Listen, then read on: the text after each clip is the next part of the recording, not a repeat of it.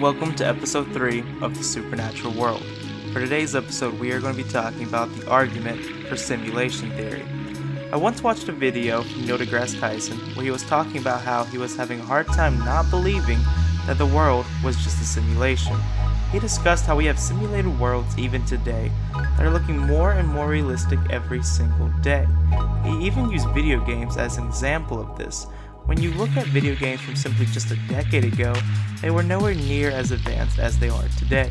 Technology is simply just getting better.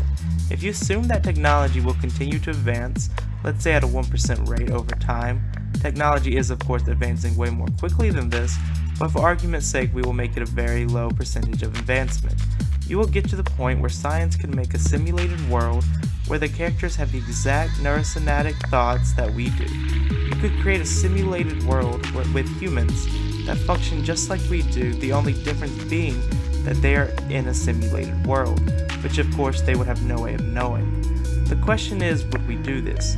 Even when we have the technology, why would we do this? The answer would be to test different scientific principles.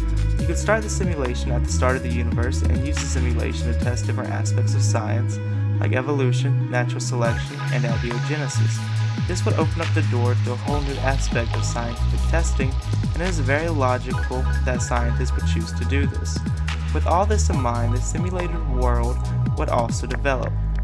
They would also use technological, and they would also eventually get to the point where they could have a simulated world inside the simulation they are in. Then that simulated world would develop and create one as well. This would continue to keep on happening.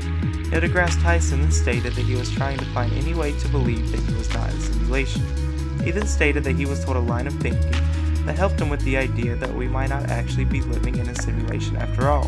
He reasoned there is one hole in the idea of simulation theory, and that is the fact that our world right now has not created a simulated world of its own. This means that there are only two options available.